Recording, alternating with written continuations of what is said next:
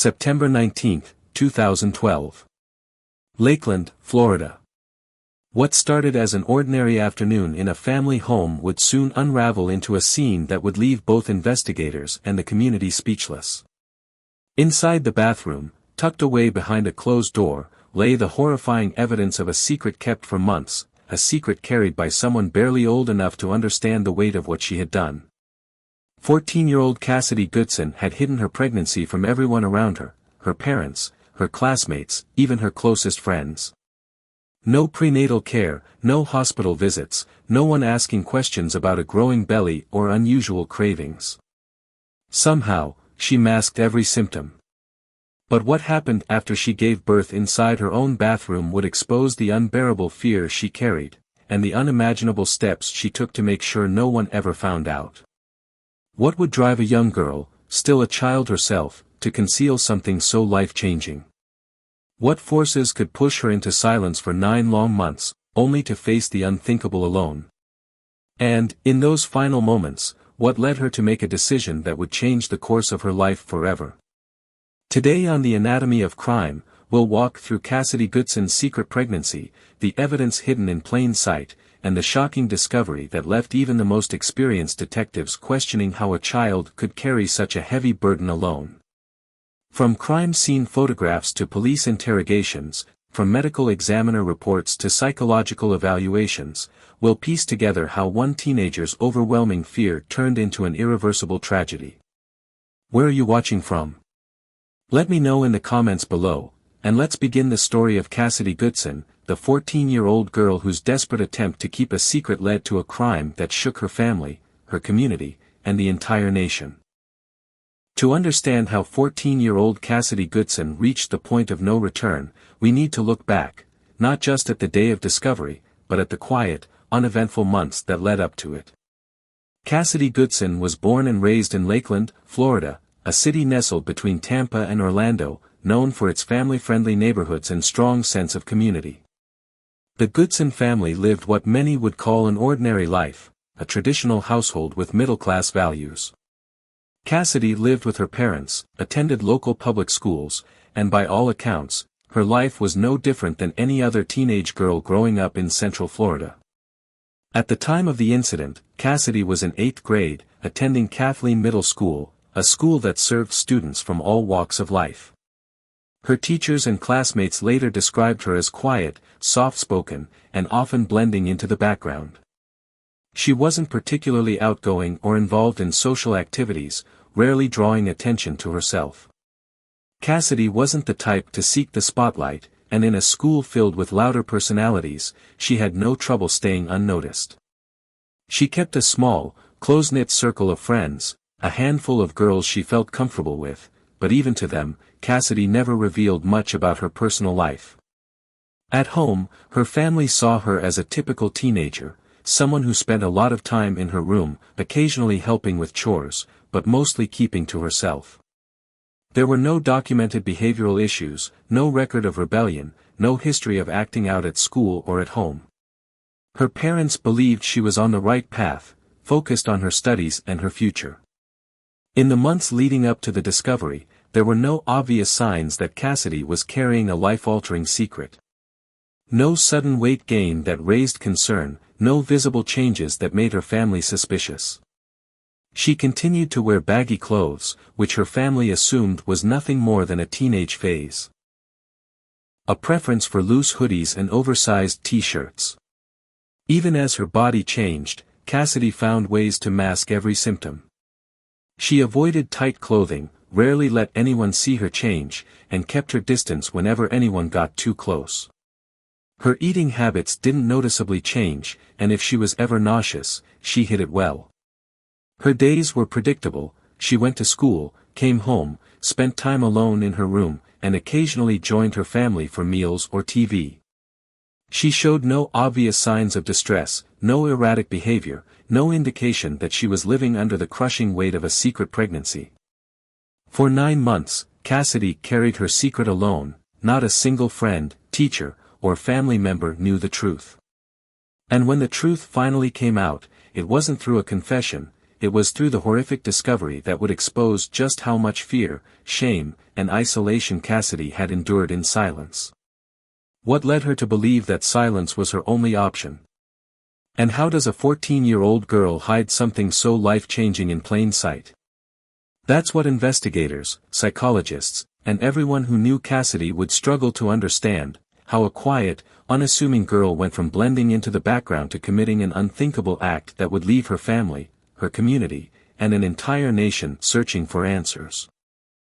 September 19, 2012. Inside the Goodson family's Lakeland, Florida home, what began as an ordinary afternoon quickly unraveled into a nightmare that no one, not even the family themselves, could have predicted. Cassidy's mother was in the middle of her usual household routine, moving from room to room, collecting laundry.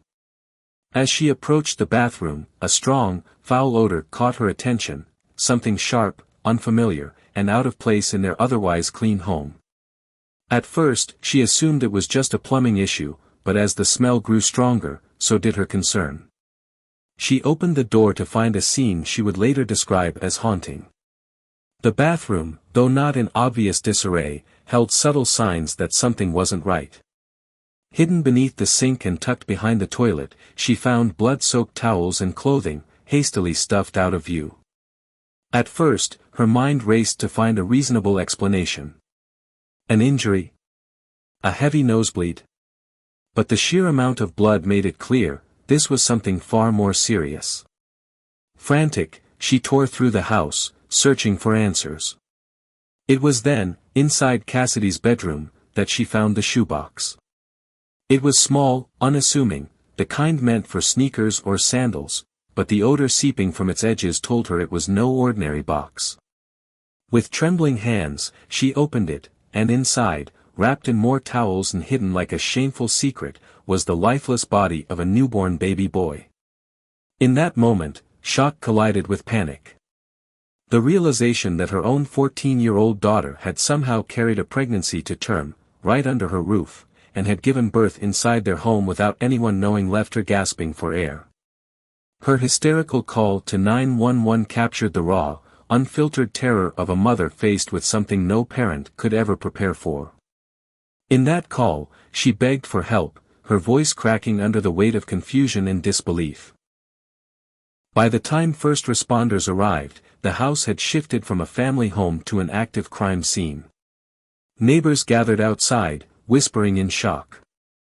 No one, not family, not friends, not teachers, had seen any sign that Cassidy had been pregnant. To those closest to her, she was just an average 8th grader, a quiet girl who wore oversized clothes and kept mostly to herself. But behind her bedroom door, Cassidy had concealed the full-term pregnancy, and now, there was a baby, a life brought into the world in silence, only to be hidden away in death.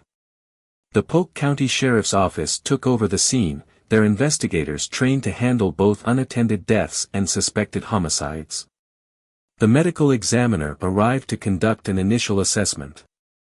It didn't take long to confirm, the baby was full-term, healthy, and most hauntingly, born alive. This wasn't a stillbirth. This was something else entirely. A forensic team combed through the bathroom, swabbing surfaces, collecting biological evidence, and piecing together the moments between labor and concealment. Blood traces were found around the toilet, the bathtub, and the sink, clear evidence that the bathroom had served as an improvised delivery room. In Cassidy's bedroom, investigators searched for any signs that might reveal how she hid her pregnancy for so long. There were no prenatal vitamins, no books, no baby supplies, nothing to suggest she had been preparing for the arrival of a child.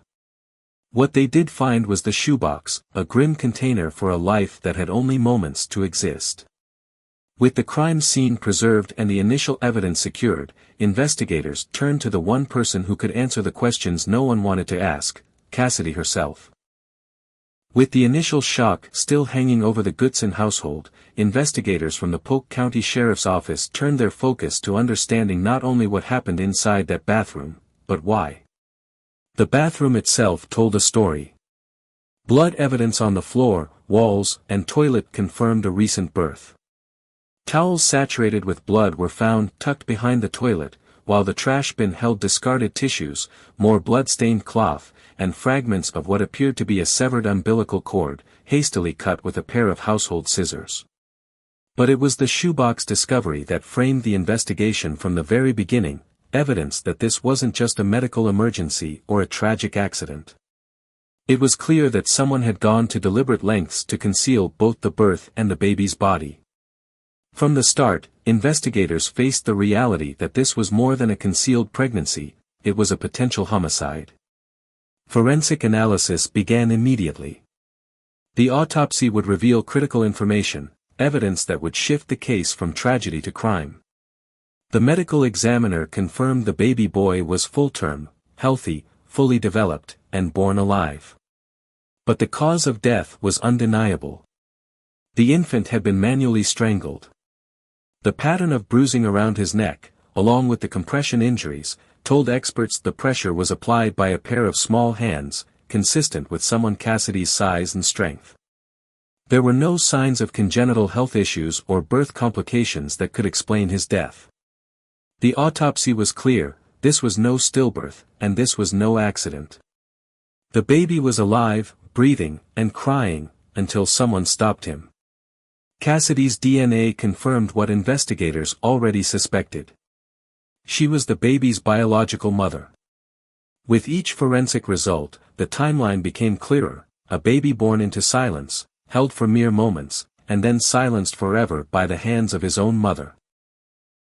But knowing what happened was only part of the investigation. Understanding why was far more complex. For investigators, the immediate challenge was untangling Cassidy's age, mental state, and intent. At 14 years old, she was still legally a child herself, a girl who had concealed an entire pregnancy and given birth completely alone. Did she understand the consequences of her actions? Was this an intentional act, or the desperate reaction of a terrified teenager whose mind simply shut down under pressure? Psychological evaluations were ordered to assess Cassidy's emotional and mental state. Investigators needed to know whether fear and ignorance had driven her actions, or if there was any deeper, premeditated intent. They also had to account for one haunting reality: no one knew. In the days after the discovery, detectives traced Cassidy's personal life, looking for anyone who might have suspected her pregnancy, a boyfriend, a close friend, even a teacher who might have noticed changes in her appearance or behavior. They found no one. Cassidy had no documented boyfriend or romantic relationship. When questioned, her friends admitted they never suspected a thing. If Cassidy gained weight, they attributed it to puberty, not pregnancy. And any discomfort or morning sickness she might have experienced was either hidden or dismissed as minor illness. She was known to wear baggy clothes, the kind that could easily conceal a changing body. At school, she often kept her distance when it came to locker rooms or changing in front of others. Most chillingly, there were no prenatal care records, not a single doctor's visit, no ultrasound, no medical professional aware of her pregnancy.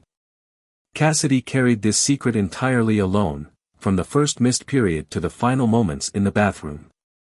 As investigators traced every avenue, the conclusion became unavoidable: Cassidy had acted alone. Her family never knew. Her friends never knew. No one saw the signs, no one asked the questions. Every decision, every moment of silence, every terrifying step, it was all hers. Investigators pieced together a picture of a young girl drowning in secrecy and fear, so isolated by her own silence that by the time labor began, there was no path left except the one she created for herself, a path that ended with the life of her newborn son. And yet, one question remained: why? Was Cassidy driven by panic, by shame, or by a fear so overwhelming it crushed every instinct to protect her own child? That was the question investigators would spend the next several months trying to answer, as they built the case that would determine whether Cassidy Goodson was a terrified child caught in a moment of desperation, or a young mother who made a deliberate and deadly choice.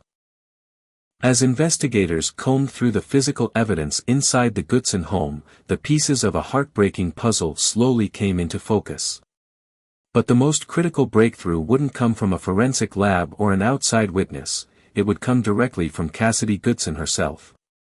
Sitting inside an interrogation room, Cassidy faced a team of detectives trying to understand how a 14-year-old girl ended up at the center of a newborn's death.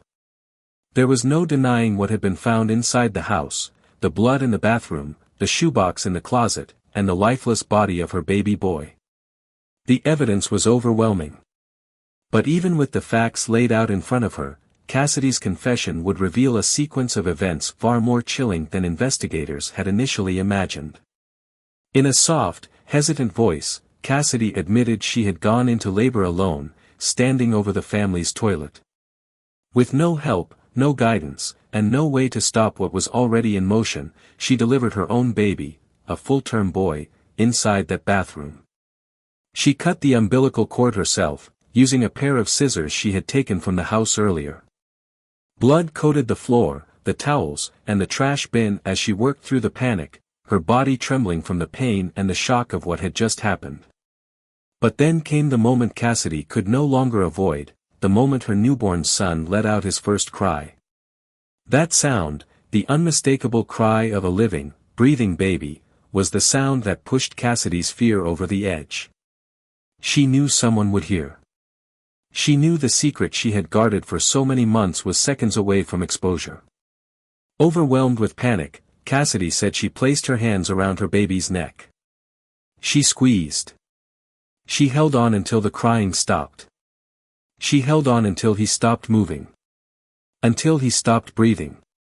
In her confession, Cassidy's words were measured, almost detached, as though she was describing something that had happened to someone else. But the details matched the evidence in the house: the blood trail in the bathroom, the condition of the shoebox, and the way the towels were used to wrap the tiny body. The coroner's report left no doubt. The cause of death was manual strangulation, inflicted with enough force to end the baby's life within moments. There were no signs of stillbirth, no medical complications. He had been born alive, and he had died by his mother's hands. DNA testing further confirmed what investigators already knew: the baby was Cassidy's biological child, conceived sometime in late 2011 or early 2012. Each element of Cassidy's confession lined up perfectly with the timeline of evidence investigators had already established. The blood evidence in the bathroom, the items Cassidy tried to hide, and the silent, solitary birth that took place just steps from where her family had gathered in the next room. The confession gave investigators the critical breakthrough they needed, but it also raised questions no one could fully answer. How does a 14-year-old girl carry the weight of a secret like this alone? And when that secret becomes too heavy, how does a child cross the line between fear and fatal decision? With Cassidy's confession, the forensic evidence, and the coroner's findings all aligning, the investigation shifted into its final phase, determining how to hold a child accountable for the death of her own newborn son. With her confession recorded and the forensic evidence fully analyzed, 14-year-old Cassidy Goodson was formally taken into custody by the Polk County Sheriff's Office. The weight of what she had admitted, delivering her own baby in secret, and then ending his life with her own hands, left investigators and prosecutors with an extraordinarily difficult question. Should Cassidy be tried as an adult? Or should the justice system account for her age, her emotional immaturity, and the intense fear that appeared to drive her actions? Under Florida law, even juveniles can face adult charges for serious crimes, particularly those involving first-degree murder. Given the brutal nature of the baby's death and the deliberate steps Cassidy took to conceal her pregnancy, prosecutors argued that she should face the full weight of the adult justice system. But Cassidy's defense painted a very different picture. Her attorneys emphasized that Cassidy was only 14 years old, a girl with no prior criminal history and no evidence of premeditated malice. She had concealed her pregnancy out of shame and fear, growing up in a household where teen pregnancy was likely seen as a life-altering disgrace. Psychological evaluations ordered by the court supported this narrative. Experts described Cassidy as emotionally immature, isolated, and overwhelmed by a situation far beyond her ability to process or understand. They noted her complete lack of prenatal care, her refusal to seek help, and the extraordinary psychological toll of delivering a child alone in a bathroom, all signs of a terrified child acting out of desperation, not cold-blooded intent. The court proceedings became a balancing act between accountability and compassion, between the undeniable facts of what Cassidy had done and the reality of who Cassidy was. On one side was the forensic evidence. The blood evidence in the bathroom, the shoebox in the closet, the medical examiner's report showing that the baby had been born alive and strangled to death. On the other side were the psychological evaluations, portraits of a girl paralyzed by fear, driven to secrecy by the belief that admitting the truth would destroy her family's trust and love. Teresa came to her daughter's defense, maintaining that neither she nor Cassidy had known about the pregnancy. Teresa pointed to Cassidy's consistent periods and lack of significant weight gain as evidence. Cassidy's grandmother, Donna, echoed these claims, recounting that Cassidy had told her, "If I knew I was pregnant, it would have been different." However, Cassidy's own admission that she had deliberately worn baggy clothes to conceal her pregnancy cast doubt on the family's assertions. Because Cassidy was only 14 years old, she could not face the death penalty, but the possibility of a long sentence loomed over her. However, earlier that year, the U.S. Supreme Court had ruled that mandatory life sentences for juveniles were unconstitutional, leaving Cassidy's ultimate fate uncertain. State Attorney Jerry Hill acknowledged the complexity of the case, stating, "Legally speaking, it's possible that it's a life case. Practically speaking, and what is the just thing to do, that will be determined as we learn more about it." In December, the legal battle reached an unexpected resolution when Cassidy entered a plea deal. She pleaded guilty to manslaughter, avoiding a trial for the murder of baby Goodson. Judge Donald Jacobson, who presided over the case, sentenced Cassidy to at least 18 months in a State Department of Juvenile Justice, maximum risk, facility, where she would also be required to complete a treatment program. As she left the courtroom, Cassidy wiped away tears with the sleeve of her jail-issued uniform. Judge Jacobson, after reviewing psychological and psychiatric reports, opted for juvenile sanctions rather than an adult sentence. He explained his reasoning, saying, "It's a horrible, horrible offense. But the circumstances of how it occurred cause me not to believe it was premeditated." But the legal resolution did little to ease the emotional devastation felt by her family. Cassidy's mother later spoke publicly about her profound heartbreak, mourning the grandchild she never knew existed and the future her daughter had forever lost. In interviews, she described the paralyzing shock of discovering not only the baby, but the layers of secrecy her daughter had built around herself for months. The extended family struggled to understand how none of them had seen the signs, how a child living under their roof, sitting at their dinner table, had managed to conceal such a life-altering reality right in front of them. In the end, Cassidy's case was more than a legal proceeding. It became a painful reflection on the silence, shame, and fear that can overwhelm young girls caught in situations they're too young to understand, situations that spiral out of control, leaving tragedy in their wake. Cassidy Goodson's story was no longer just a crime. It became a cautionary tale, a devastating reminder of what happens when fear becomes stronger than trust, and when silence becomes deadlier than the truth. The case of Cassidy Goodson is more than the story of a concealed pregnancy, a secret birth, and a tragic death. It's a chilling reflection of what happens when fear, stigma, and silence become stronger than a child's ability to seek help. At just 14 years old, Cassidy carried the weight of her pregnancy entirely alone. No doctors, no counseling, no support from friends or family. Every physical change, every moment of fear, and every difficult decision, all of it happened in complete isolation. By the time she gave birth, Cassidy wasn't just a child having a child, she was a child overwhelmed by the belief that the truth would destroy her life. That belief, whether shaped by fear of her family's reaction, fear of shame at school, or fear of losing her parents' trust, drove her to make a fatal decision. In the aftermath of Cassidy's arrest, experts in adolescent psychology, child welfare, and public health weighed in on her case. Many pointed to the dangerous consequences of stigma surrounding teenage pregnancy, especially in environments where open communication about sex, reproductive health, and emotional support is lacking.